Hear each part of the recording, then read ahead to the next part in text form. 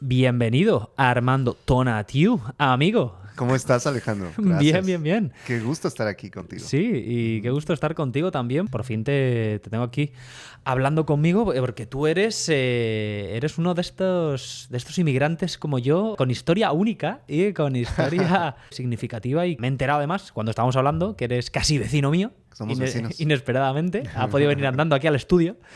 Y si te parece, vamos a empezar, como se dice, por el principio. A mí siempre me gusta preguntar a la gente, especialmente cuando estoy hablando con inmigrantes como yo, me gusta preguntarles cómo llegan ellos aquí a Gringoland. Entonces, si te parece, vamos a empezar por ahí. Porque tú, que lo sepa nuestra audiencia, eres mexicano. Es mexicano de nacimiento y además también creciste allí. Pero bueno, cuéntanos un poquito, ¿cómo llegas tú hasta Estados Unidos? Perdón, gracias. Tranquilo. Pues de la Ciudad de México. De la Ciudad de México. Fue muy raro. Tenía 21 años. ¿Sí? Cuando decidí, no sé, experimentar, salir del país. Acababa de terminar, bueno, no terminé la universidad. Me quedé en segundo año. Ajá. ¿Qué estudiabas en la universidad? Comunicación. Ok. Medios de comunicación. Ajá. Y cuando me salí de la Ciudad de México, nos fuimos primero a Asturias con mi profesor de arte. Ah, Asturias, España. Asturias, España. El Principado. En Oviedo. En Oviedo. Sí. Hostia, qué ciudad muy artística, Oviedo, ¿eh? Sí, Fíjate, es precioso. es preciosa como ciudad. Aquí en Estados Unidos se la conoce un poquito porque Woody Allen se enamoró de ella y la sacó, de hecho, creo que en Vicky Victoria, Barcelona. Hay escenas rodadas allí y hay una estatua de Woody Allen, porque la consideró una joya desconocida, ¿no? Porque la gente, al final, es una ciudad que es de menor tamaño que las clásicas, ¿no? Madrid, que es la capital, Barcelona, Bilbao, Valencia, en un segundo término, Sevilla. No se conoce tanto, pero hay que... Perdona, que te he interrumpido.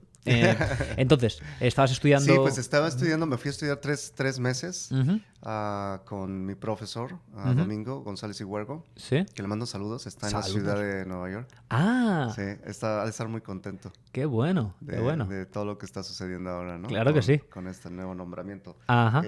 Del que vamos a hablar ahora. Vamos a situarte un poquito a ti en el mundo, claro, y luego hablamos de eso. Entonces, llegué en 1996, en junio. Regresaba yo de Asturias, de España, ¿sí? Y me iba directamente a la Ciudad de México. Ok. Pero ya en el aeropuerto de Nueva York se me alocó y decidí que ¿por qué no quedarme en Estados Unidos? Dije, ¿por qué no? A tomar por culo. Digo, no tengo nada que perder y no tengo nada que hacer en el DF. Y decidí en el aeropuerto de la Ciudad de México y dije, de ti, Marí, de Topingüe, Cucaramácara, Títere fue. Y balante. Después de Atlanta, escogí Atlanta, Dallas, Houston, Nueva York. Ah, ok, o sea que tú... O sea, a ver, espera. Ponme en situación. O sea, tú estás ahí, estás haciendo escala en Nueva York para llegar a tu ciudad natal, a México DF, y dices, vamos a ver... Estoy aquí en Estados Unidos con los gringos, ¿por qué no me voy a quedar yo si no me ata nada? Pero claro, tienes que elegir la ciudad. ¿Cómo fue el tema? O sea, que sacaste estas 4 o 5, ¿no? ¿Cómo era? Esas eran las 4 que yo... En el aeropuerto todo esto sucediendo. ¿Tú estás aquí dándole vueltas al tema? Sentado esperando mi vuelo para la Ciudad de México y dije... ¿A cuál me voy? Porque me apetece. Así de esas decidí, de ti, Marín, ¿a dónde me voy? ¿Y cayó? Y pues estaba Houston.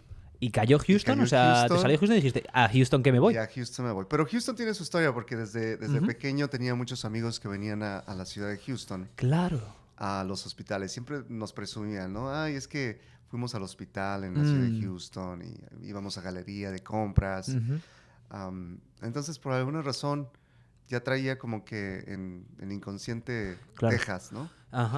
Houston tiene, dentro de Texas, que por supuesto hay comunidades grandes, vastísimas de personas mexicanas, Houston tiene como una comunidad mexicana muy, muy, muy potente en Texas. ¿Es la que más la ciudad que más mexicanos tiene o no sé, estará por ahí, ¿no? Es la ciudad, bueno, la población en la ciudad son 4 millones. Ok. So, deberíamos de estar por ahí como en 1 millón, 2 millones. Y, o sea que, claro... Es grande la ciudad. Es una... Y acuérdate, yo llegué en 1996. Ajá. No hablando nada de español, de inglés. Bueno, claro, esta es otra. Sí. Esta es otra. Bueno, entonces, claro, volviendo al tema Nada. cronológico, claro, tú dices, venga, pues me ha salido Houston aquí en el jueguecito, cambias el billete o lo que sea y llegas a Houston. Pues yo muy valiente, ¿no? Claro, con dos huevos toreros, que se diría, ¿no? Muy valiente, dije, me voy a Houston. Llegué Ajá. a Houston, al aeropuerto George Bush. Interesante el nombre el ahí. internacional. Sí, sí. Y llegué Que los en Bush una son de época- Texas, por sí, eso lo pondría. Exactamente, son de Houston. Ajá. Llegué en junio, entonces hacía un calorón horrendo. Que esto he oído. Y también es Era- muy húmedo Houston, es muy ¿no? húmedo, Porque está como en el Golfo ahí, ¿no? un calorón horrible. Mm. No conocía a nadie tampoco. Entonces llegué a un hotel directamente. Me Sí. quedé 3 meses en ese hotel. Bueno, no un hotel de 5 estrellas ni de 3. ¿Entiendes? O sea, era un motel. Era más motel, Literal. era más humilde, más modesto. ¿eh? Sí. Y estuve 3 meses ahí, carísimo. Y no llevaba mucho, eran mis ahorros. Claro. Y el manager de ahí, de ese hotel, Sí. era pastor de una iglesia. Entonces le comenté, le dije la verdad, mira, no tengo a dónde irme, ya se me acabaron mis ahorros Ujú. y pues me podrías ayudar. Sí.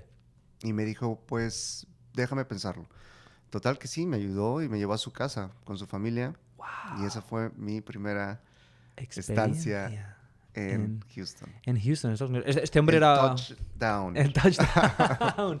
¿Este caballero era hispano, era de ascendencia mexicana o era...? Él es de El Salvador. Ah, ok, salvadoreño. Salvadoreño y era pastor de una iglesia Fíjate. evangélica. ¿Te intentó convertir? Me intentó convertir.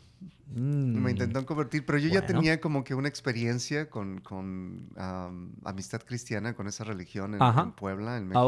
ok. Ajá. Entonces ya como que tenía Ya sabes por dónde iban los tiros, ¿eh? Sí. Ah, ok. Y Pero bueno, al final un gran caballero que te me acogió, ¿eh? ayudó, su familia muy linda. Claro. Y estuve ahí con ellos hasta que empecé a trabajar Ujú.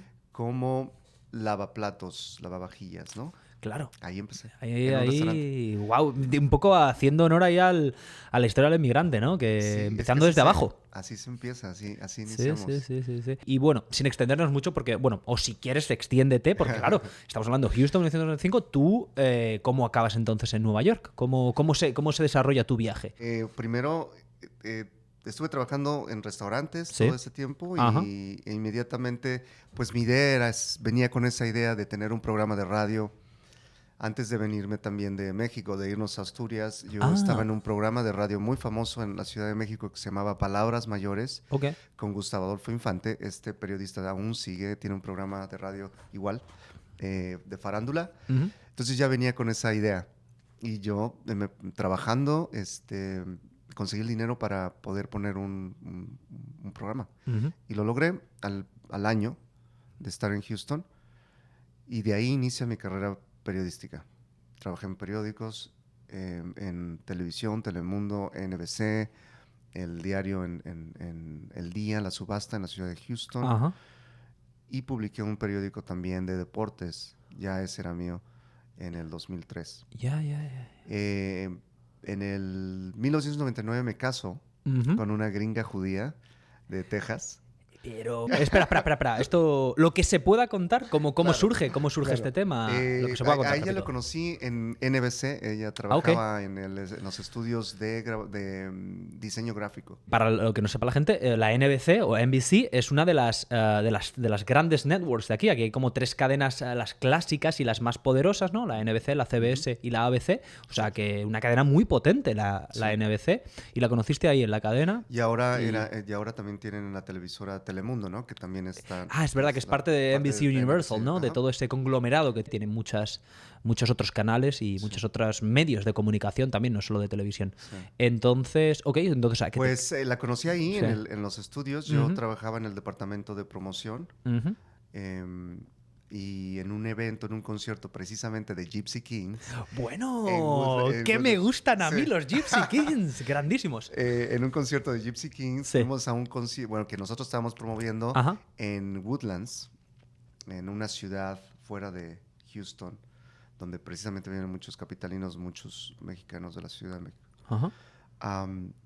Y teníamos una amiga en común, Mitzi Sautini, Ok. también judía. Ujú. Y fuimos al concierto y ahí en el concierto Gypsy Kings bailando y demás, que me planta un beso, le planto otro beso. Vamos para adelante. Y de ahí. Ah, A ok, los ok. 15 días ya estábamos viviendo juntos. Wow.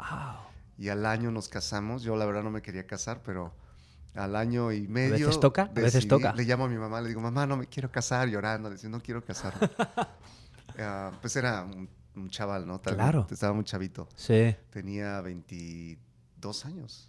A ver, no. Por ahí andábamos. 20 y pocos, vamos a decir. No te Veintitantos. preocupes que las fechas eres un jovenzuelo todavía. Pero bueno. Gracias.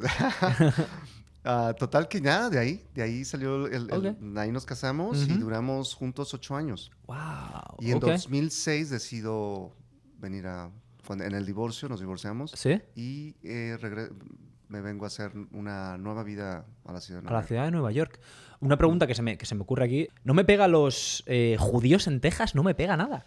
¿Por qué? Pero hay también comunidad judía por allí. Sí, ¿Sí? la comunidad judía es muy grande. Ya, En ya, todos ya. lados. Claro, claro. Pero uno imagina, yo siempre pienso, digo, judíos sobre todo, siempre pienso en Nueva York y zonas circundantes y luego Sí. pienso en Los Ángeles, los que gestionan todo el tema de Hollywood. Claro. Pero, o sea, que en Texas también había por allí. Sí. Bueno, en fin, sin más. La cuestión está en que decides empezar una nueva vida, te divorcias, dices, vamos para Nueva York y a ver qué surge. Y me vine a Nueva York. Pero venía con la misma idea De tema medios de comunicación y de primeras, ¿dónde te ubicas? Como... Llegué a Brooklyn, ¿Sí?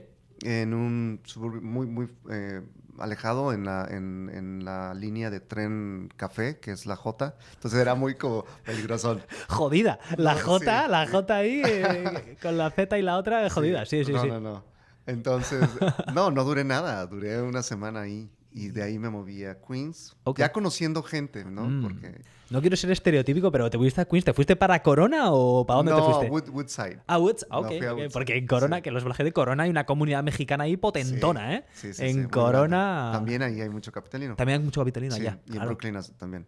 Ujú. Bueno, te Eh, mudas para Me Woodside. fui a Woodside porque estoy hablando ya aquí en Spanglish. Spanglish.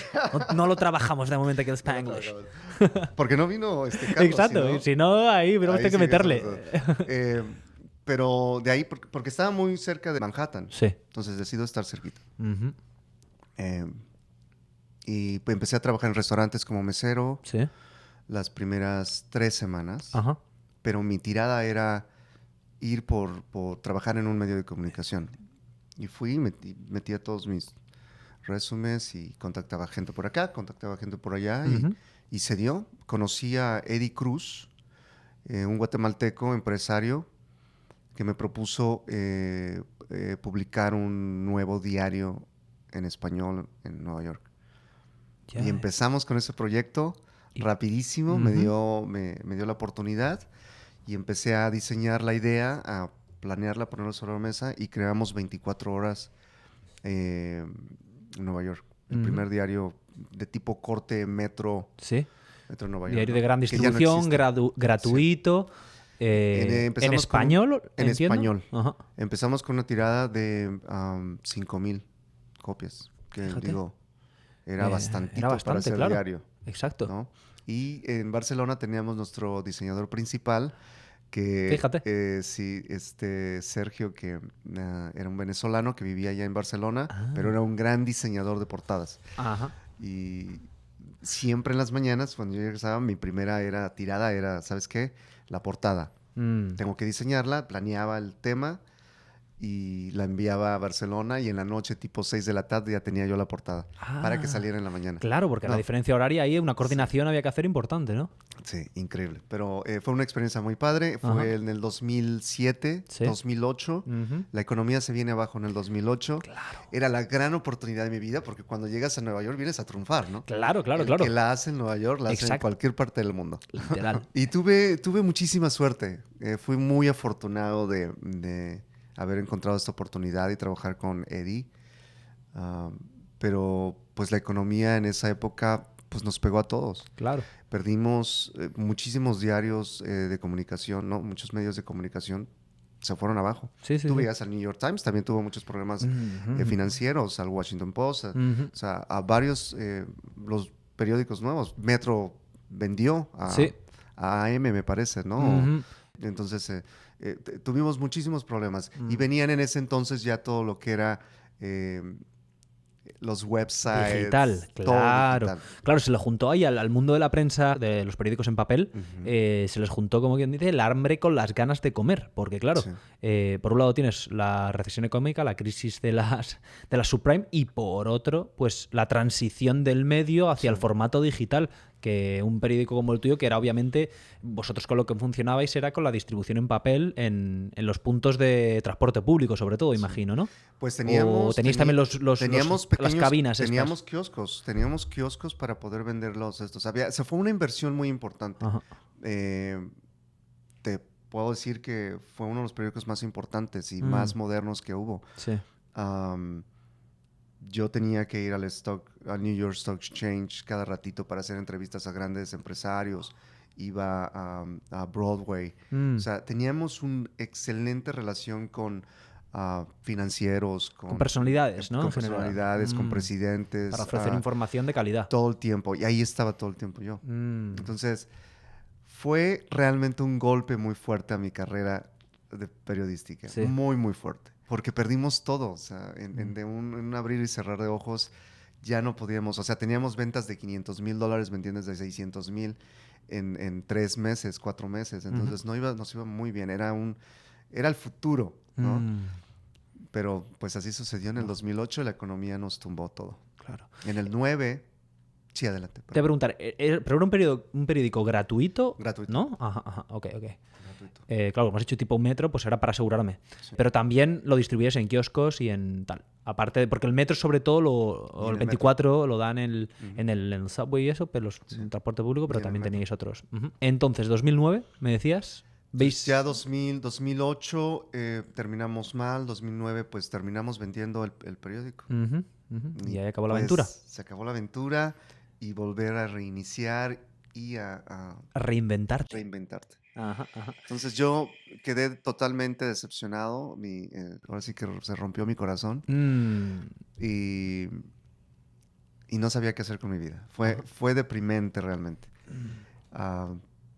Pero tenía unos amigos porque conocí mucha gente en Fashion Week y conocí a un canadiense que nos hicimos amiguísimos, a Russell. Y Russell tenía una línea de calzado de dama, tiene todavía, está en California ahora, que le está yendo muy bien. Y él me dijo, pues, ¿por qué no tratas diseñar calzados? Calzado, digo, porque tú siempre venías acá y chuleabas mis zapatos y todo. Y dije, pues no sé, me encantaría, pero ¿cómo empiezo? ¿Cómo le hago? Y él fue el que aquí en una escuela de judíos precisamente, me metí a un cursito de 3 meses para estudiar los básicos. Ajá. Y me fascinó, dije, voy a ver si me gusta. Me fascinó, y yo veía cómo diseñaba Russell sus zapatos, era bellísimo. Y él fue a la universidad en Corviners, en el Instituto Corviners en Londres, en el Instituto de Fashion. Oh, wow, sí. En Londres, que es uno de los más importantes. Y bueno, él fue a estudiar allá y cuando terminé mi curso de 3 meses dije, sí, lo voy a hacer. Y ahí decidí. Y mientras para financiarme, porque había perdido todo mi capital, pues utilicé todas mis relaciones y empecé a vender conciertos, a promover artistas como Lily Downs, Héctor Suárez Gómez, a Pepe Aguilar. Y promotor musical, vamos. Sí, promotor, vendía conciertos. Ajá. Y me dedicaba a hacer eso, ¿no? Para poder financiarme. Wow. Y uno de mis primeros fue Héctor Suárez Gómez. Ajá. Y empecé en Houston a vender conciertos, fue mi primero. ¿Cuál es el género de Héctor Suárez? Bueno, él tenía un stand-up en ese entonces. Mientras yo estaba en el periódico lo conocí y él iniciaba con una nueva idea de un stand-up, comedia. Sí. Y, monologuista lo llaman en España. Exactamente. Qué bueno. Y él fue fue como que reinició mi nueva aventura, ¿no? Y eso me abrió las puertas para poderme estudiar a León, Guanajuato, que es una de las universidades también, el CONACYT, que tiene un programa para diseño de calzado. Y ahí me fui. Ajá. Y después me fui a Europa. Terminé de estudiar hasta el 2011, regreso a Houston y empiezo a diseñar calzado. Porque pensaba, dije, bueno, en Texas no hay eso. No hay que hacen custom made. Exacto. El calzado todo personalizado, hecho a manejado a medida al final, ¿no? Y ahí estaban los capitalistas, ¿no? O sea, estaban los doctores, estaban los ingenieros del petróleo, claro. Los financieros. La NASA. La NASA. Está en Houston también. Pero ¿qué crees? Que los tejanos no son fashionistas.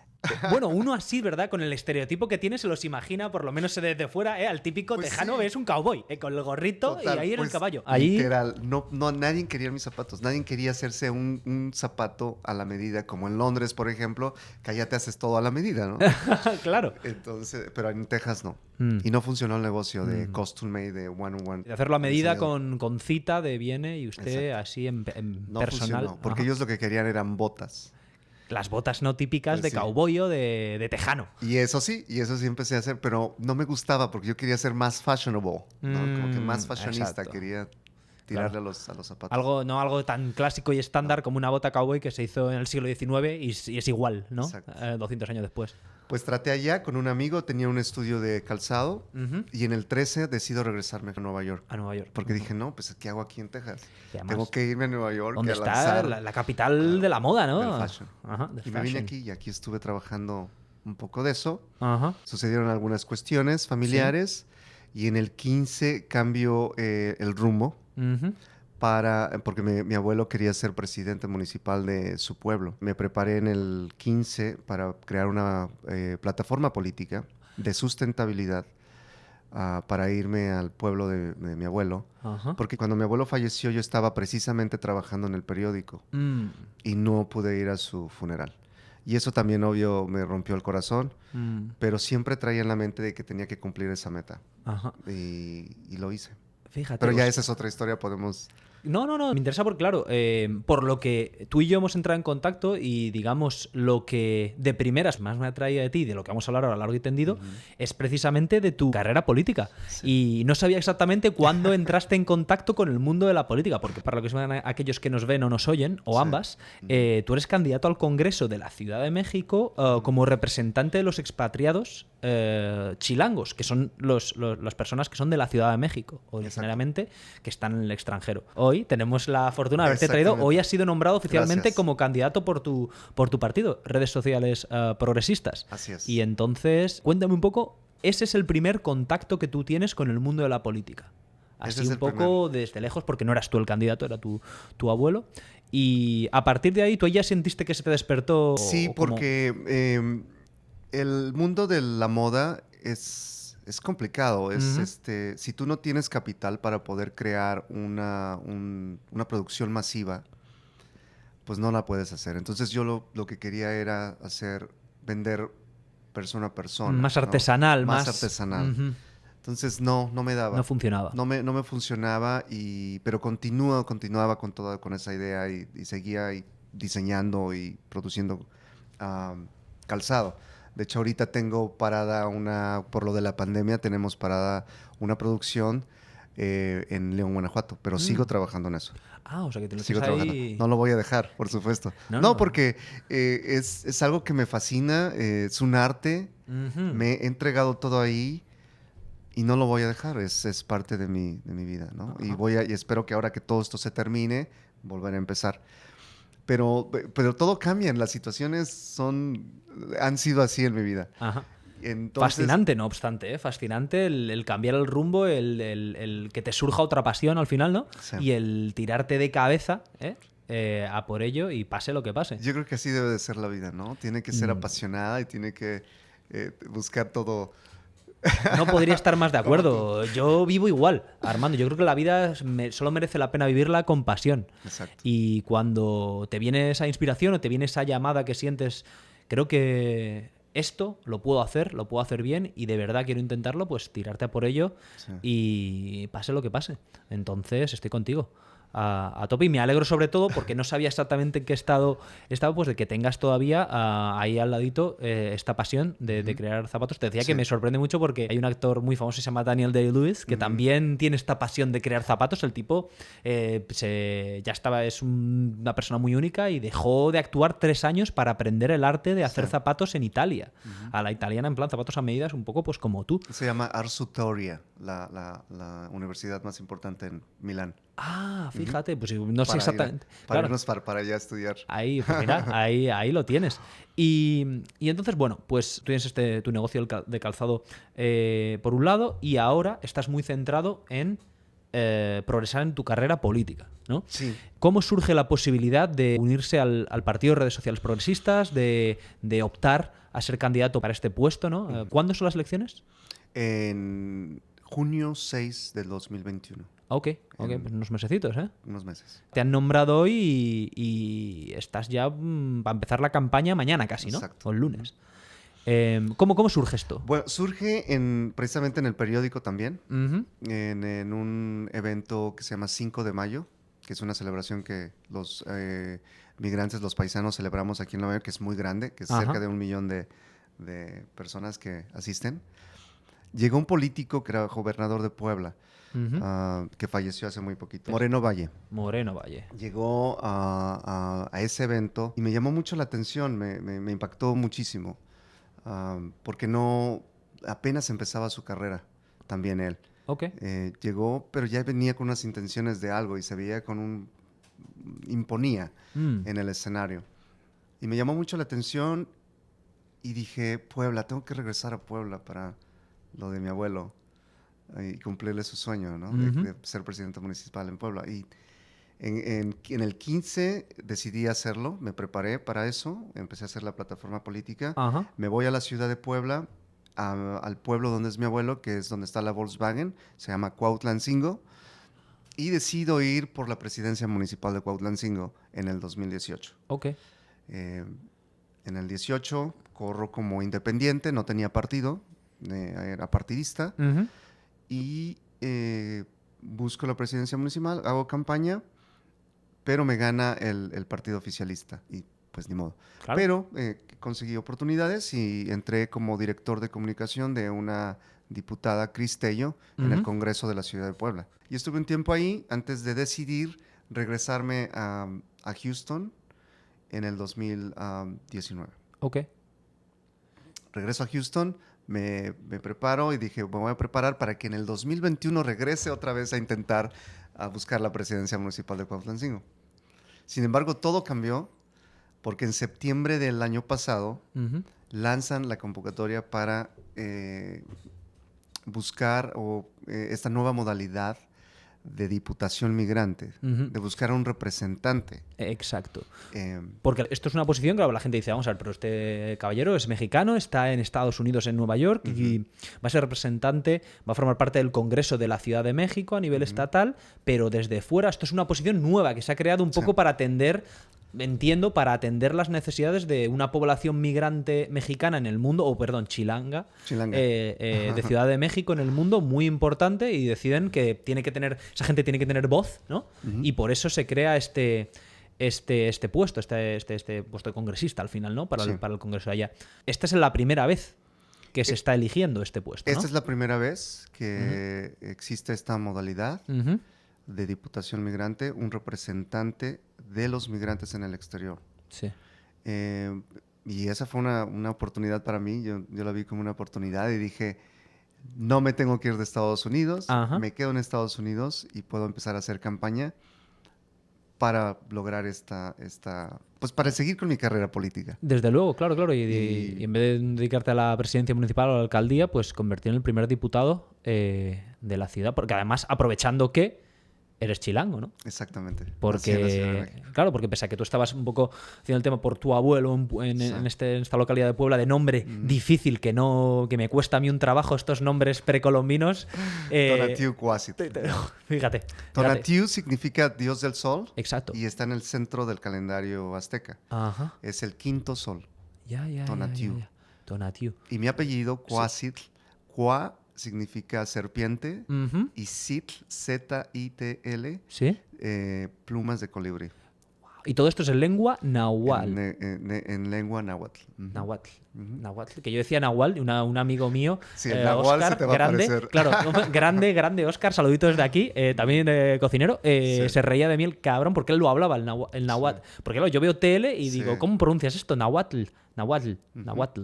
Sí. En fin, perdona mi ignorancia. Tengo un roommate que este Cirilo Bravo que habla náhuatl. Fíjate. Impresionante, es divino. Claro. Los sonidos.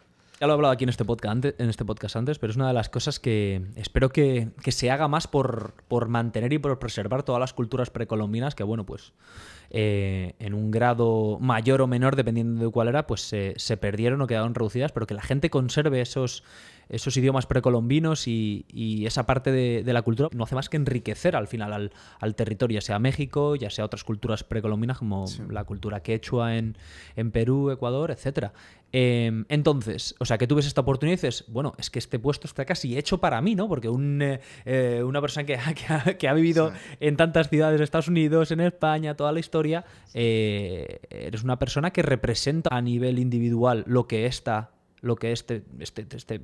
puesto de diputado pretende, a lo que pretende dar voz al final, ¿no? Que es a toda esa comunidad migrante. Porque además, importante, que me decías fuera de cámara, tú representarías, o sea, toda la posición esta que estás optando, es para representar a los migrantes de Ciudad de México en todo el mundo, no solo en Estados Unidos. Estados Unidos probablemente es el que más tenga, ¿no? Sí. Pero también me comentabas que también has entrado en contacto con la comunidad chilanga de Londres y vas a intentar, pues eso, tener contacto con allá donde haya chilangos, allí estarías en contacto. Cuéntame, ¿por qué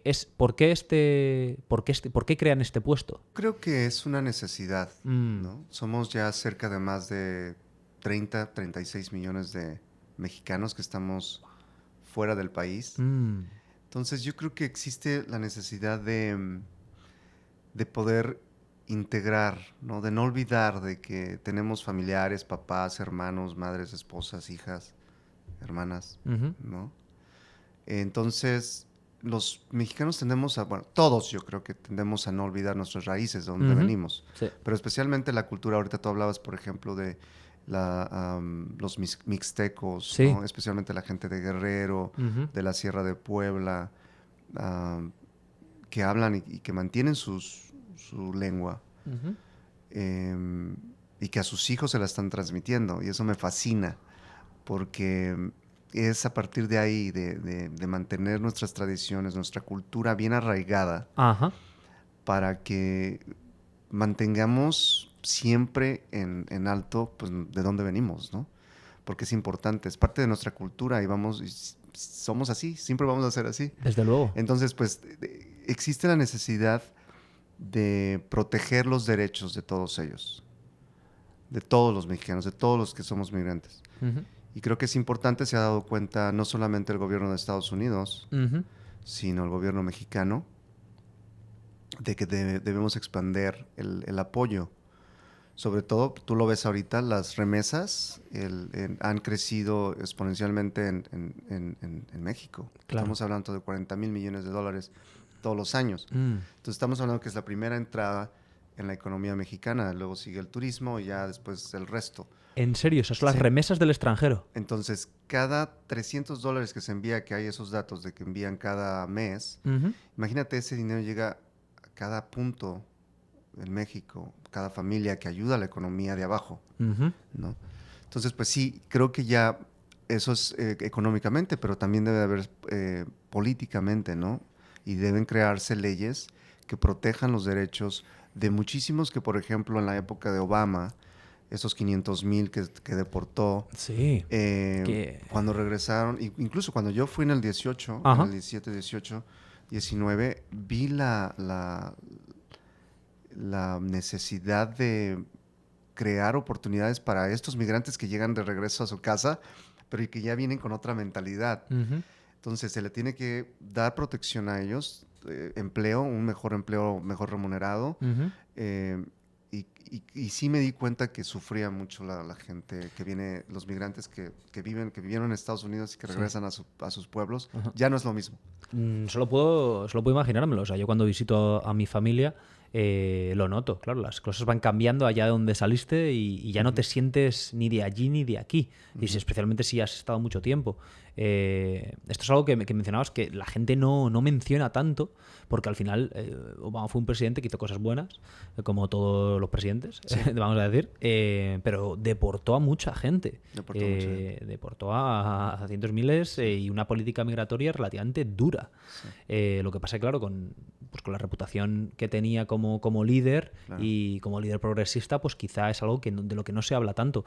¿Tú desarrollarías tu labor de manera remota, viajando mucho por el territorio, por territorios internacionales, o tendrías que ir a Ciudad de México constantemente? Porque claro, los plenos no podrás asistir, ¿no? ¿O cómo se gestionaría esta posición? El curul sería estar en el Congreso, porque, pero obviamente pues vamos a estar en contacto directo con la comunidad. Claro, porque al final tus constituyentes, los que te votan a ti, que esto es importante, me lo mencionas antes, a ti te votan estos emigrantes que están en el extranjero. Que hay un registro, Ciudad de México tiene un registro de chilangos en el extranjero y tienen controlado más o menos. Cada periodo de elecciones hay el Instituto Electoral Nacional crea un sistema, un nuevo padrón. Sí. Y todos los mexicanos que vivimos fuera del país, en cualquier parte del mundo, pueden ir a su consulado, a su embajada, a tramitar su credencial para votar. Y esa credencial, en cada elección, cada proceso electoral, tú tienes que registrarla para votar específicamente en ese periodo. Entonces, en este periodo del 2021, que son las elecciones más importantes de la historia de México. ¿Cómo así? Porque vamos a tener varios congresos, varias presidencias municipales, varias gubernaturas van a cambiar. Entonces es una de las más grandes en la historia. Porque coincide que... Coincide que todos vamos a poder votar. Entonces, por ejemplo, el estado de Guerrero, los guerrerenses que viven aquí en Nueva York, van a poder votar para gobernador. En este caso, los chilangos van a poder votar para diputado migrante. Jalisco también tiene su diputación migrante. Pueden votar los jaliscienses para diputación migrante. Esto es otra cosa que también me causa curiosidad. Como tú me dices Ciudad de México, pero otros estados de la Unión Mexicana también están lanzando por primera vez esta figura del diputado migrante. No todos. Los únicos nada más sería Jalisco nada más y la Ciudad de México por ahora. Pero eventualmente, como por ejemplo pasó una ley, acaba de pasar ahorita la semana pasada, que ahora va a haber un diputado migrante a nivel federal. O sea, ¿qué quiere decir? En la Cámara de Diputados. A nivel federal. Entonces, de todo el estado. Yo entiendo y espero que para el 2024, en las próximas elecciones, va a haber ya diputado para cada estado. ¿No? Claro, y van a tener representación todas las comunidades. Y eso va a dar la oportunidad de poder platicar, de poder hacer negociaciones con cada autoridad local. Por ejemplo, en Nueva York, vamos a poder, ¿me entiendes?, tener vinculación, hablar de temas que puedan proteger los derechos de los mexicanos. Respaldar a tu comunidad, ¿no? Respaldarlos.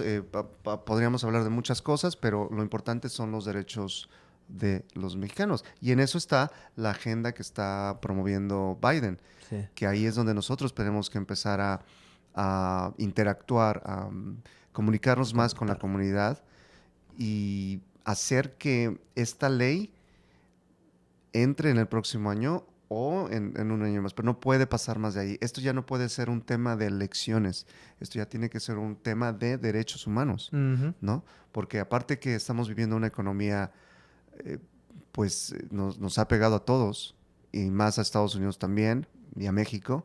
Yo creo que lo importante aquí es que se regularice el estatus migratorio de cada mexicano, de cada migrante, para que la economía pueda levantarse, ¿no? Aquí y en México. Entonces es importante. Todo esto que está sucediendo no ha pasado por cuestiones de nada más políticas, sino porque es necesario que extendamos nuestra relación política, social, económica con Estados Unidos. Y tú lo estás viendo ahora con el nuevo tratado de comercio. Todos los negocios que podamos hacer, ahora tenemos que integrarlos y va a ser por medio de Internet. ¿no? Entonces, esa va a ser nuestra labor. Es algo que me alegra mucho escuchar porque como hablábamos antes, yo he tenido la oportunidad de estar muy en contacto y aprecio mucho a muchos hermanos mexicanos con los que yo he trabajado con los que a mí me han ayudado mucho cuando a mí me venían, siempre lo cuento en este podcast, cuando yo estaba en una situación delicada y estaba mal, a mí un amigo mexicano me ayudó mucho y es una comunidad a la que le tengo cariño y que veo que se deja los huevos, hablando mal y rápido, en este puñetero país y muchas veces no se les respeta tanto quizá como debiera. Si bien, por supuesto, en todo es muy diferente la experiencia de verdad del mexicano que está en estados del sur como Texas, Arizona, California, en los que hay unas redes, unas comunidades mucho más amplias y mucho más fuertes, da la sensación, que los mexicanos que están, aunque haya muchos, pero que están en Nueva York, que están en Chicago, que hablábamos antes, que hay en otros estados en los que hay menos gente. Es una cuestión de número y hay menos tradición de que haya migrantes mexicanos, ¿no? Sí. Cómo hay en estos estados tradicionalmente receptores, ¿no? Que reciben a mucho mexicano, ¿tienes competición? Sí, ¿no? Porque hay 11 partidos que tienen que, en la Ciudad de México, en el Congreso de la Ciudad de México, tenemos 11 partidos políticos. Sí. Entonces, todos tienen la responsabilidad de poder buscar una diputación migrante. Entonces, aún no empezamos campañas, todavía no podemos arrancar ni decir qué vamos a hacer, ni qué proponemos y demás. Pero estoy seguro que va a haber muy buena competencia, estamos por todos lados, ¿no? Claro. Y ahorita que hablabas, por ejemplo, de la diversidad, de cómo estamos distribuidos en todo el país y en todo el mundo, toda la parte del sur de Texas, California, tenemos a mucha gente de la Ciudad de México, pero también tenemos de Monterrey, también tenemos de Tamaulipas, de Chihuahua. Entonces, tú sabes que todos somos diferentes los del norte que del sur y del centro, pero la gente que vive, por ejemplo, aquí en Nueva York es gente del centro, ¿no? De Guerrero, de la costa, de Puebla,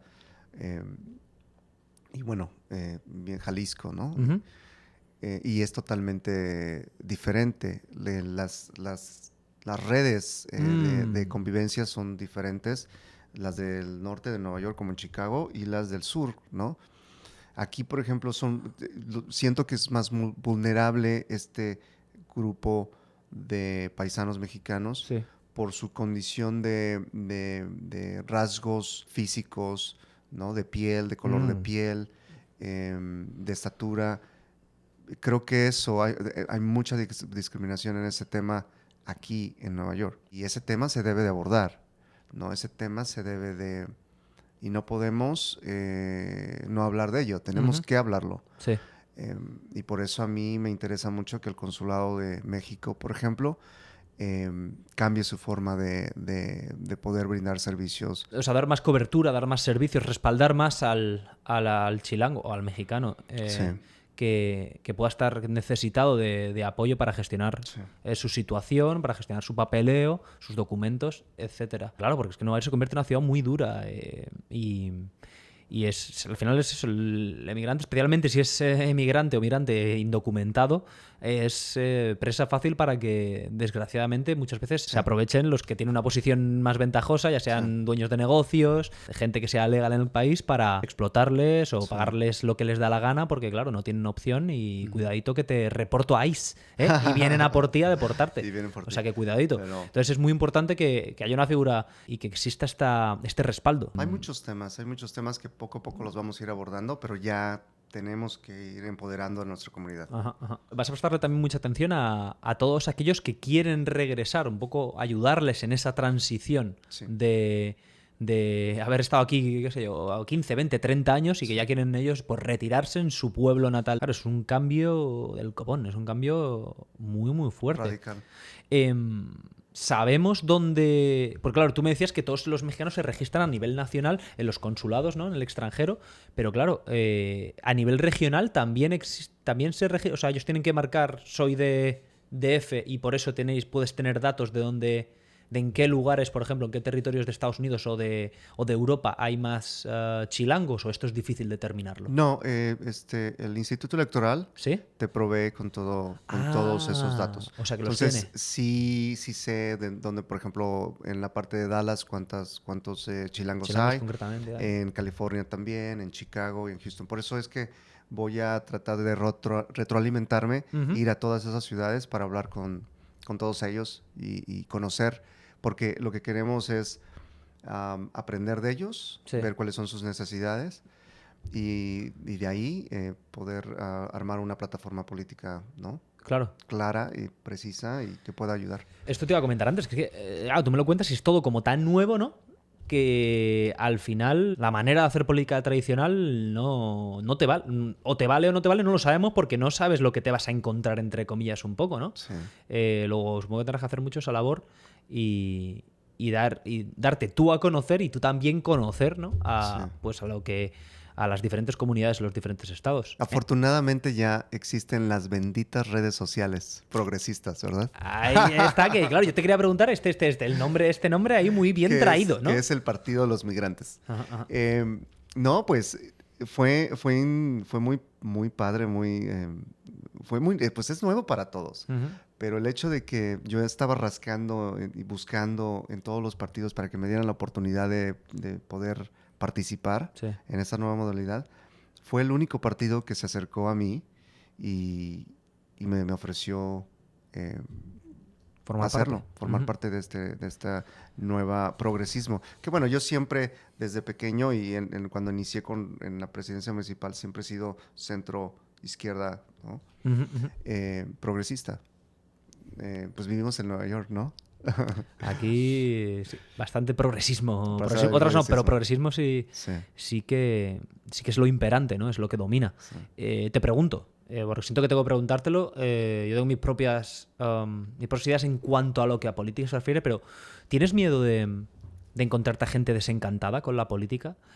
A día de hoy, y yo creo que por suerte o por desgracia, gracias a las redes sociales y a Internet, hay mucha gente desencantada con la política porque la información fluye tan rápido Sí. que lo que antes podían ocultar, lo que antes podían meter debajo de la alfombra o que nadie se enterase, ahora se corre la voz. Lo que decías, Facebook, los escándalos, pues salen a la luz automáticamente.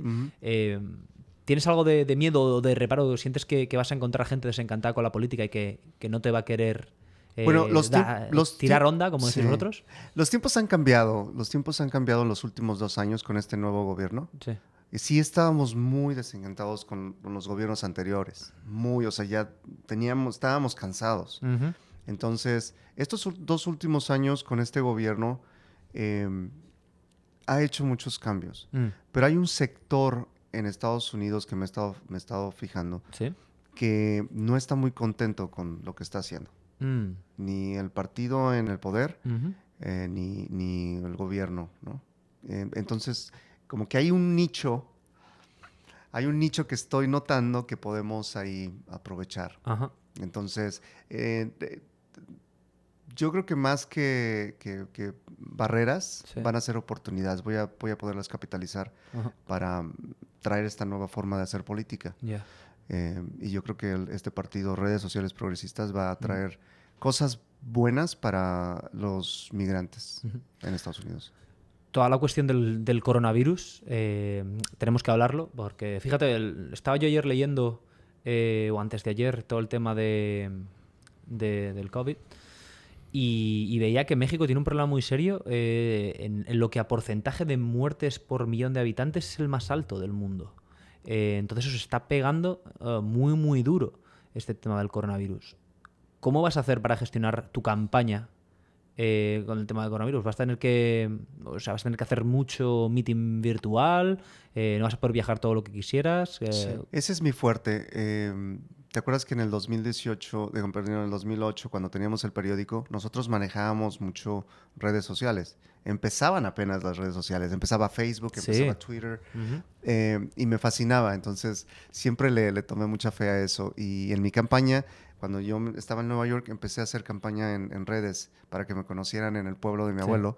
Y sí funcionó. Funcionó. Cuando yo llegué ya tenía ya me conocía la gente, me querían saber quién era. Ujú. Entonces ahora vamos a hacer lo mismo Ya, con ya. este tema del coronavirus. Vamos a hacer exactamente lo mismo. Vamos a meter mucho contenido y hablar y tener relación. De hecho, lo estamos haciendo ya Ajá. con Zoom Sí. para interactuar con todos los líderes en Houston, Dallas, en todas las Ajá. áreas, ¿no? En California también. O sea que Entonces, como así vamos a hacer campaña. Exacto, o sea, como en casi todos los aspectos de la vida en estos tiempos de coronavirus, lo virtual, internet, redes sociales, van a estar a la cabeza Sí. En lo que a importancia se refiere Sí. en tu campaña. Pero es nuevo todo esto, entonces estamos ahorita en el proceso de poder crear algo innovador, Ujú. ¿no? Sí. Incluso usar aplicaciones, ¿no? Para poder tener un poco más de interacción. Todas las aplicaciones de WhatsApp, todo eso, utilizarlo, ¿no? Y aprovechar el nombre de redes sociales progresistas. Claro, y le viene al pelo. Te pregunto también, que esto tú, si no quieres, no me lo dices, pero no conozco tan bien el sistema electoral mexicano. Entonces, ¿cómo se financian los partidos políticos en México? Por ejemplo, en Europa suele existir fondos públicos para financiarlos basados en los resultados de las elecciones anteriores, generalmente. En Estados Unidos es iniciativa privada, principalmente. En México, ¿cómo se financia un partido? También se crea un presupuesto específico y lo crea la Cámara de Diputados. Ok, o sea que hay financiación pública, entonces. Sí. Ok. Ahí y todo el presupuesto se le asigna al Instituto Electoral para todos los años, y en los procesos electorales tiene una partida presupuestal para cada partido. Ajá.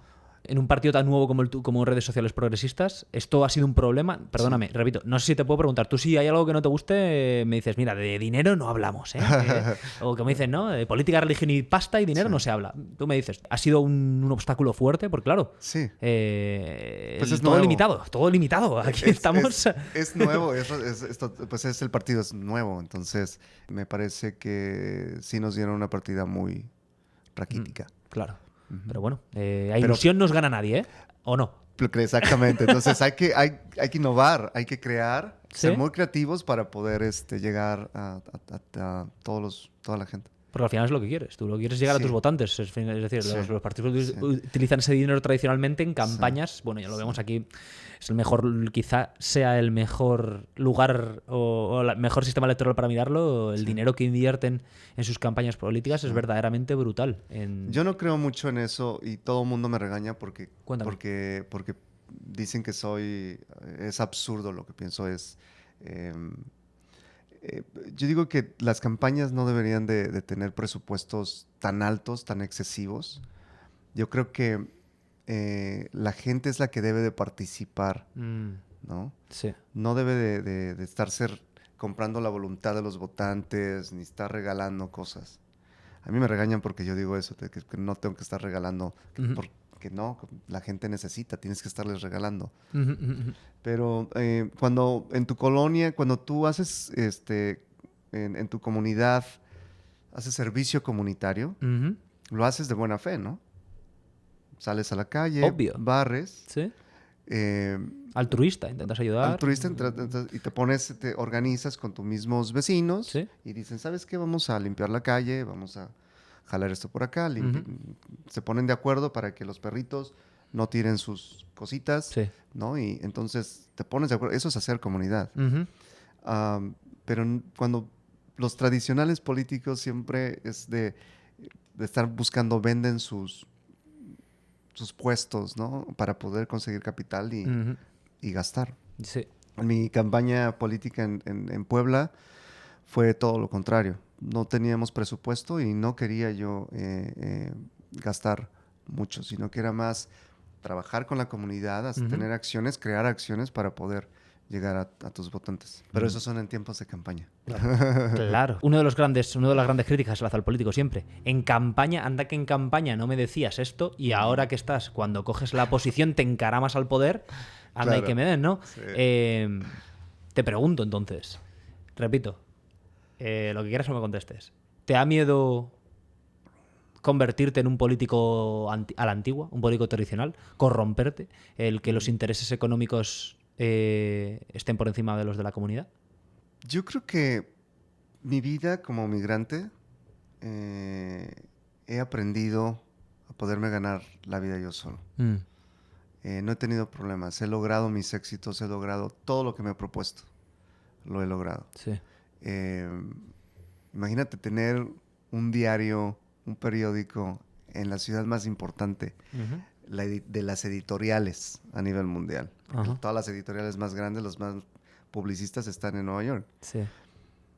Tener un periódico en una ciudad es el sueño que cualquier persona hubiese querido, ¿no? Y luego poder hacer mis diseños de calzado. O sea, he logrado mis éxitos. Yo he logrado poder tener una estabilidad financiera hasta cierto punto. Entonces, yo creo que cuando tú piensas que para llegar a la política es para hacerte de dinero, es otro tema. Exacto. Yo creo que eso es lo que se ha venido haciendo, lo que se pensaba en esos tiempos en México. Y a dónde llegamos, ¿no? O sea, hasta dónde llegamos. Yo creo que ahora hay que hacer muchos cambios en las leyes. De, por ejemplo, cuánto hay que pagarle a los servidores públicos. Sí. Hay servidores públicos en Europa que llegan a sus oficinas con su bicicleta y ganan el mínimo y más nada.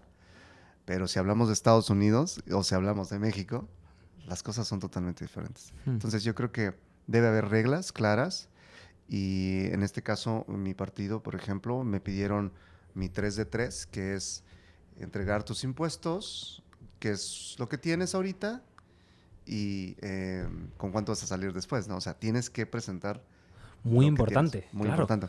Esto, claro. Bueno, aquí lo hemos visto, ¿no? Que mira, Trump todavía están con el juicio para ver si... Para si le abren los exacto, impuestos, las cuentas, ¿no? y los impuestos. No lo sacarán nunca, desgraciadamente, porque tiene un equipo de claro, abogados ahí, tiene un equipo de decenas de tipos trabajando para que no salga eso. Pero también sucede en Latinoamérica. Sí, o sea, bueno, sucede en todo el mundo, ¿eh? Todas las compañías claro. tienen esos breaks, ¿no? O sea, siempre, nunca pagan impuestos. Entonces, pues tenemos que empezar con hacer leyes que ya eso se vaya terminando poco a poco. Y bueno, nuestro partido está comprometido con eso y yo estoy comprometido también con eso. No es mi interés llegar a un puesto nada más por el puesto, ni por hacerme rico, ni para tener influencias políticas. Lo hago para poner mi granito de arena desde mi nicho y ayudar a la comunidad. Tenemos mucho que hacer, pero también voy a seguir con mi carrera, ¿no? Normal, mi vida normal. Otra cuestión difícil que me viene a la cabeza, bueno, existe la reputación, esto lo he hablado, como bien sabes, traje ya a otro camarada mexicano, a Marcelo. Bueno, el problema de la droga, del narcotráfico, es un problema importante, bilateral al final, porque no es un problema en realidad, lo vemos en México, pero el problema es de ambos países. Que el narcotráfico exista como existe en México es consecuencia directa de que su mercado principal sea Estados Unidos, ¿verdad? ¿Un político mexicano tiene miedo a que su vida o la de los suyos corra peligro por cuestiones del narco? Sí, claro. Siempre nos hablan del norte, ¿no? Sinaloa, Nuevo León, todos estos territorios del norte parece que suelen ser los más conflictivos con el narco.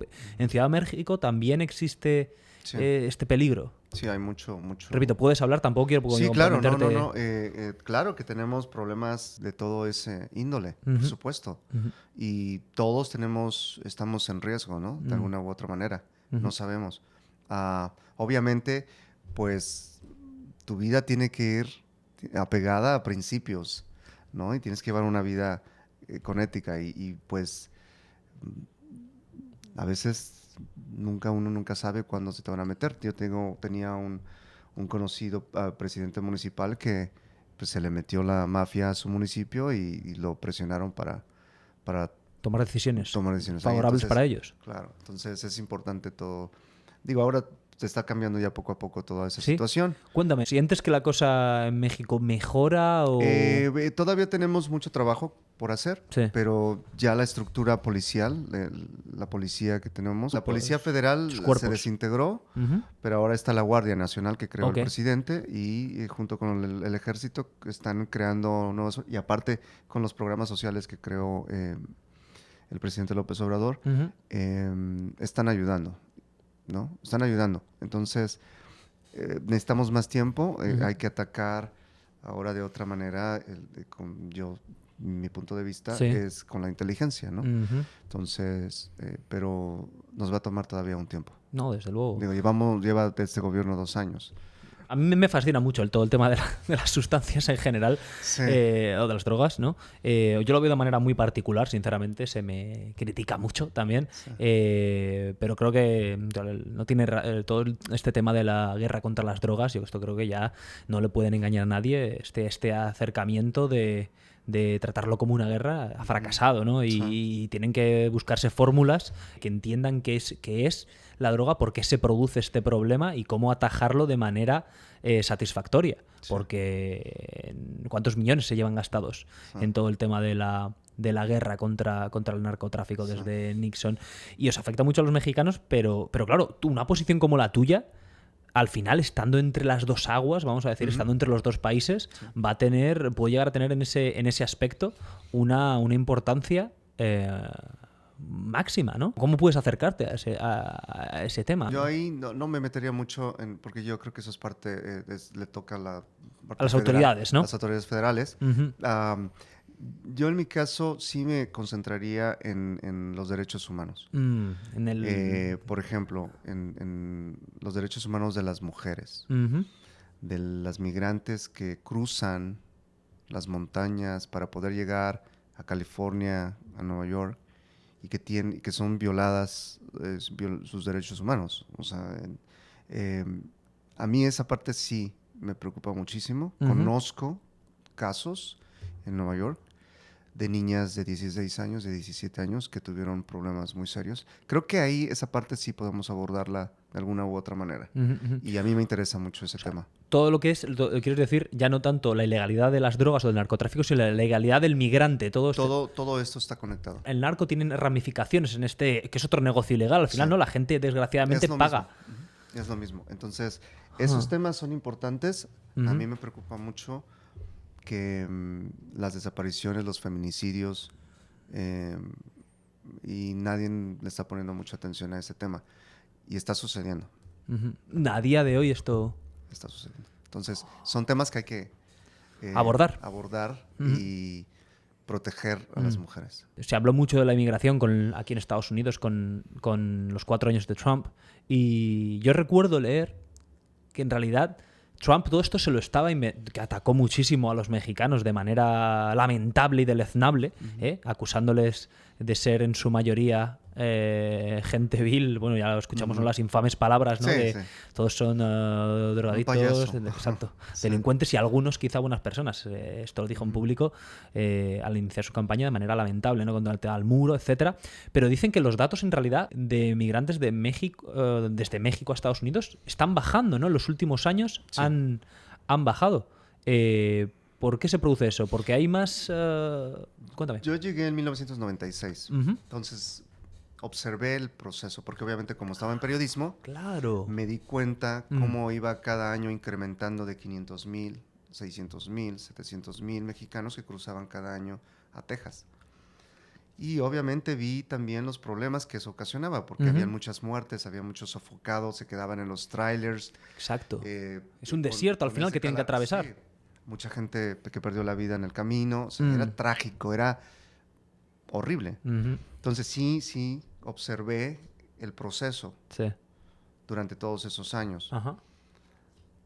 El Tratado de Libre Comercio obviamente obligó a muchos mexicanos a salir del país para poder venir a Estados Unidos. Ajá. El NAFTA El famoso, NAFTA. ¿no? Ujú. Y esa es una de las razones principales por las que mucha gente salió del país. Sí. Por la economía, que la economía estaba terrible. Claro. Y así fue incrementándose los problemas en el país. Ujú. Obviamente Estados Unidos, pues su economía iba creciendo, pero también iban creciendo los problemas de los migrantes en Estados Unidos, especialmente de los mexicanos, con la discriminación en específico, ¿no? Y mucha gente encarcelada. Y después, posteriormente, llegó una época con Obama que empezó a A bajar. A bajar. En esa época de Obama fue cuando empezó a bajar, ¿no? Por las deportaciones. Sí. Y Supongo que la mucha crisis gente- económica también a lo mejor haría que muchos se regresaran, quizá, o no quisieran pasar. Pero yo creo que ¿no fue eso y estaban mucha gente cansada, entonces regresaban y porque la economía también mejoró, ¿no? Ujú, De ajá, alguna u ajá. otra manera en México. En México, desde luego. ¿A ti te gustaría en tus mejores sueños? ¿Te gustaría un México con menos migrantes fuera de México? Yo creo que eventualmente se va a poder regresar al país, pero en otras condiciones, cuando existan mayores oportunidades. Mm, Si nos ponemos a trabajar ahorita, yo así lo veo. sí, Siempre va a haber esa integración entre Estados Unidos y México, siempre. claro. Cada día estamos más integrados, económicamente, socialmente, Desde luego. culturalmente también. Sí. Entonces, no veo que reduzca, sino más bien que se mantenga, porque una vez que el estatus migratorio cambie de todos, lo que vamos a hacer es que vamos a integrar economías. Por ejemplo, vamos los inmigrantes a poner negocios. Los que tenemos negocios acá, lo ponemos en México. Mm. Yo creo que ambas economías van a mejorar y se va a mantener. No veo que cambie, Ya, sino ya. se va a integrar más por el Tratado de Libre Comercio, porque ya somos más mexicanos que tenemos familias acá, que tenemos hijos aquí. Mm. Entonces, nuestros hijos ahora que están yendo a la universidad aquí, hablan español o que hablan únicamente inglés, bueno, que ahora está cambiando porque tienes que hablar español también ya, Sí. pero Pero son estadounidenses al final. son estadounidenses y también algunos tienen la doble nacionalidad, ¿no? Entonces, yo sí creo que va a mantenerse la integración, incluso va a aumentar. Leí hace tiempo, recuerdo. A mí me gusta mucho la historia, ¿no? Y leí que históricamente los mexicanos también este tema de la migración lo veían como muy natural porque, no sé si tú eres de esta opinión, pero pensaban que al final los mexicanos se mueven para Estados Unidos, se mudan, buscan la migración aquí, porque en realidad lo que hacen es, de manera indirecta, reclamar ese territorio que en su momento, algunos dicen, se os robó, ¿no? Otros, Claro. en realidad hubo una guerra, ¿no? En 1840 y pico, ¿no? Que desgraciadamente el ejército mexicano pierde contra el ejército estadounidense. Claro. Y como consecuencia, todos los terrenos de lo que es hoy, ¿no? Texas, Arizona, California, etcétera, pues se pierden, ¿no? Se pierden en esa confrontación. Y algunos dicen que esta es la manera que México tiene a la larga de recuperarlo, porque son territorios históricamente mexicanos, ¿no? Sí, efectivamente. ¿Cómo ves tú Pues eso? mira, ¿Ves al gringo como traidor o como... Yo me acuerdo Cuéntame. de pequeño Sí. que esa era la educación que teníamos, lo veíamos en los libros. O sea, la historia estaba ahí, que nos Sí. habían quitado. Mm. Yo me acuerdo mucho de Santana, porque eso estaba en los libros. El general que comandaba General las Santana. tropas del ejército mexicano contra el gringo. Exacto. Ujú. Entonces, todo eso lo recuerdo y obviamente pues teníamos en la mente, nuestro inconsciente, que habíamos perdido, que nos habían arrebatado nuestras tierras, Sí. nuestro territorio. Ujú. Mira, sí, yo lo llegué a pensar y a decirlo, ¿no? Es lógico al final, Es- ¿no? es Además lógico. tener esa información, ¿verdad? Es la única referencia que tienes. Y si tú lo ves ahora, digo, culturalmente, pues ya económicamente también, digo, el poder económico que tiene de compra los mexicoamericanos es inmensamente más grande que cualquier otro segmento demográfico. Sí. Entonces, financieramente lo estamos haciendo, culturalmente lo estamos haciendo. Ujú.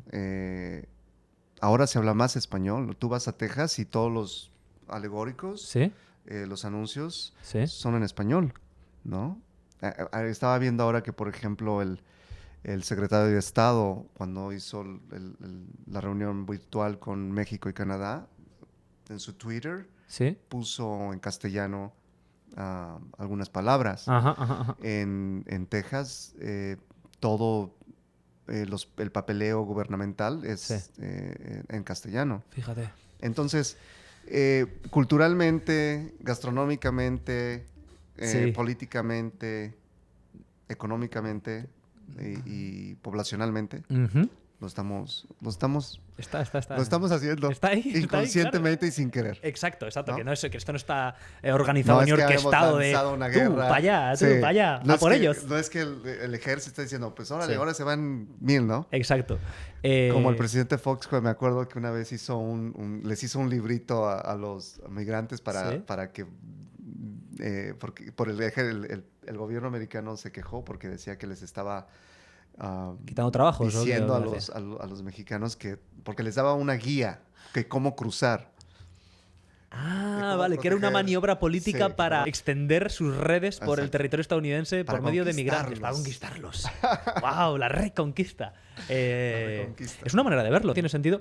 También depende un poco de cómo te acerques, desde qué perspectiva lo veas, ¿no? Al final, en las migraciones, los movimientos de gente, los cambios de propiedad de territorios, de una manera u otra, siempre han existido en la historia del ser humano. Pero ahora si tú lo ves, por ejemplo, en el plan migratorio de Biden, sí. Ahí te das cuenta también los cambios que hizo radicales. Por ejemplo, ya no llamar aliens. Illegal aliens. Sí, ¿no? que están feos. Yo llevo mucha gracia este. Yo cuando la gente dice, oye, yo soy un alien, siempre les digo, soy un alien.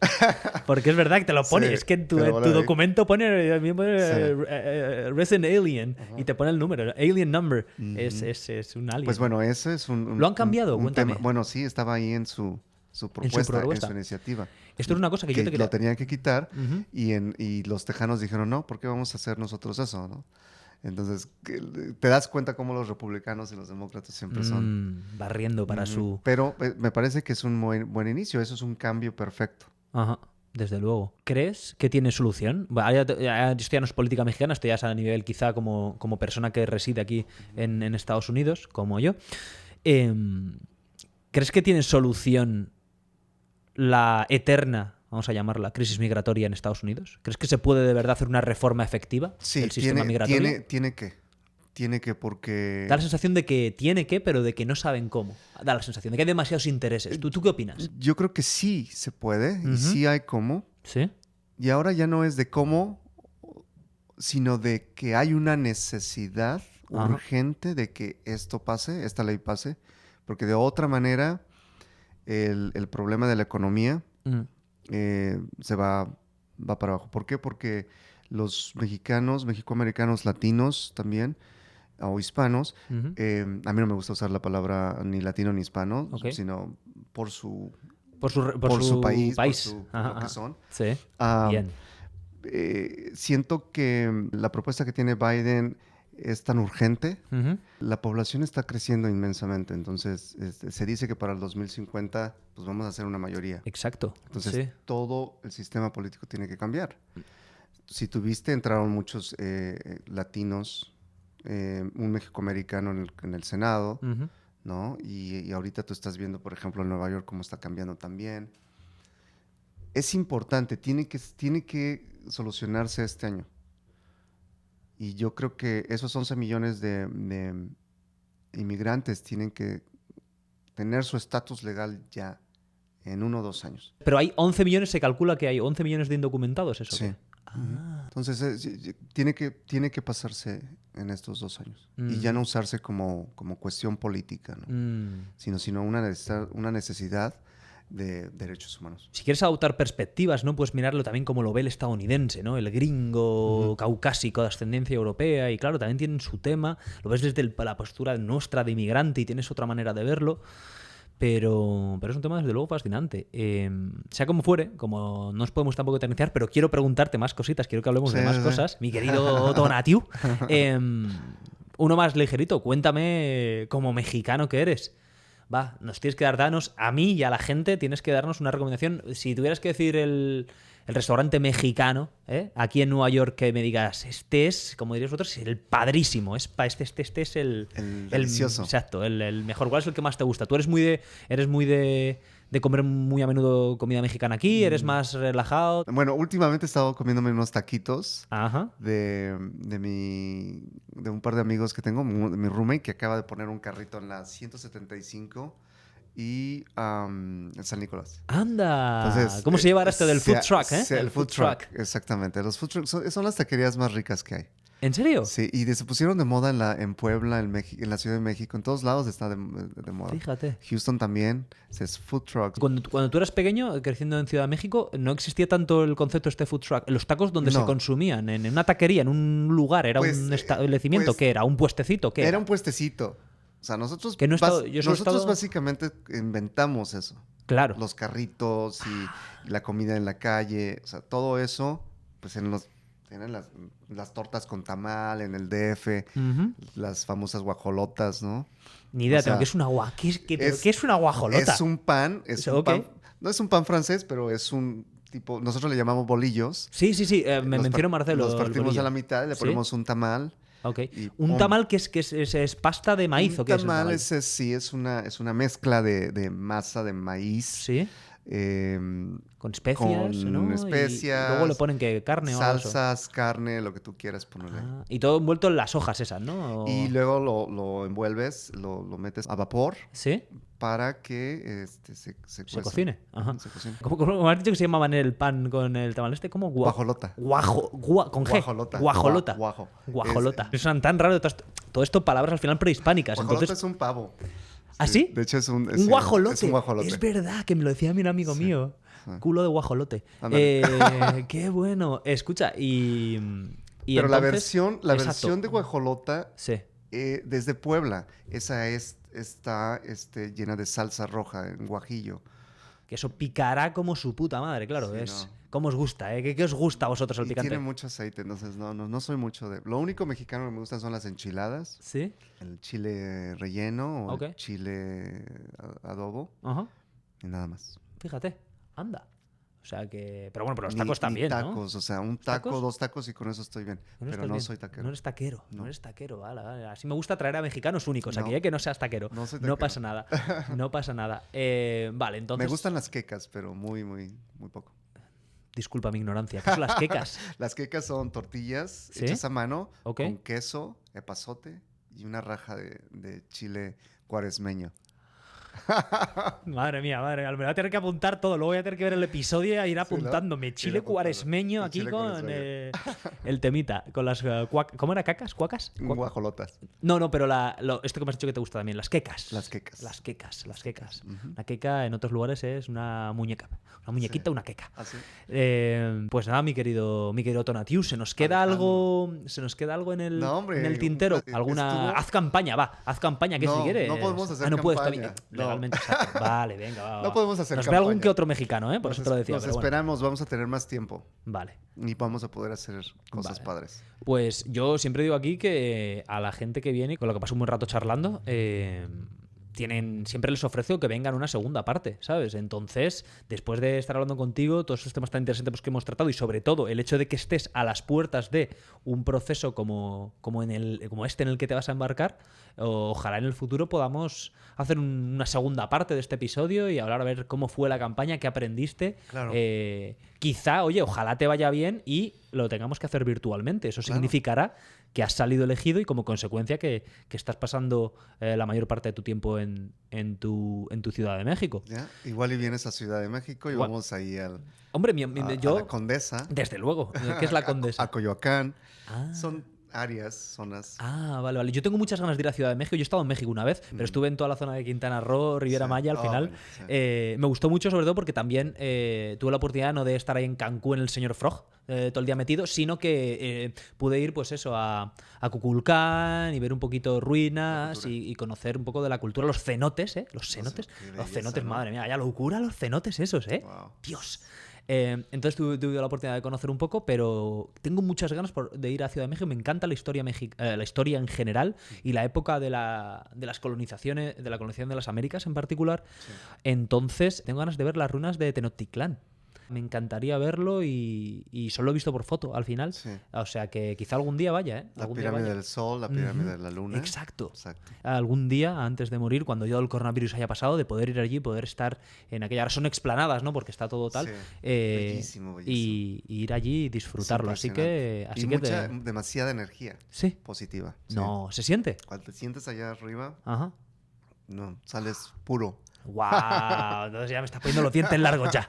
En fin, mi querido Tonatiu, que lo dicho, muchas gracias por venir. Ha sido un verdadero placer hablar contigo. Igualmente. Me encanta tu podcast. Gracias. Increíble, Gracias. me encantó y ojalá y sí, nos Exacto. vamos a reunir. Te tomo la palabra, ¿eh? Vale. Te tomo la palabra. Bueno, pues nada, voy a despedirme de la gente como siempre hago. Tronquetes, muchas gracias por estar ahí. Se me olvida Muchas siempre y lo voy a gracias. decir hoy por primera vez. No os olvidéis, por favor, suscribiros en YouTube o seguirlo en Spotify, en iTunes, donde sea que escucháis o veis esto. También los míos, pues, también tengo redes sociales. Pero bueno, Por supuesto, Tonatiuh, tus redes sociales, por favor, comparte aquí de viva voz. Todas las redes sociales, Ajá. Twitter, Instagram, Facebook, LinkedIn, Exacto. todos. Tonatiuh Cuauhcitl. Ok. Está medio complicado Está escribirlo. complicado, pero como lo voy a escribir aquí debajo para que la gente vea así con su Z, con Sí. su T, con su L, con su todo, ¿eh? Exacto. Así te pueden Que me seguir y sigan pueden... en YouTube también. Voy a empezar a hacer También. videos, Ah, claro. qué bueno. Sí, Imagínate sí, sí. hacer videos yo. Bueno. Claro, es que eso puedes seguro. Bueno, Que... pues por ahí me pueden seguir. Exacto. Y pues también tengo un website ¿Sí? que es www.tonatiuhcuauhcitl.com. Ok, genial. Pues eso lo pondremos además todo también en la descripción, en los vídeos y en la descripción de los podcasts, de los episodios en audio, para que la gente tenga la información. Sí. Lo dicho, eternas gracias. Gracias. Y nos veremos. Nos estamos viendo. Saludos. Chao. Grande. Chao, chao. Gracias.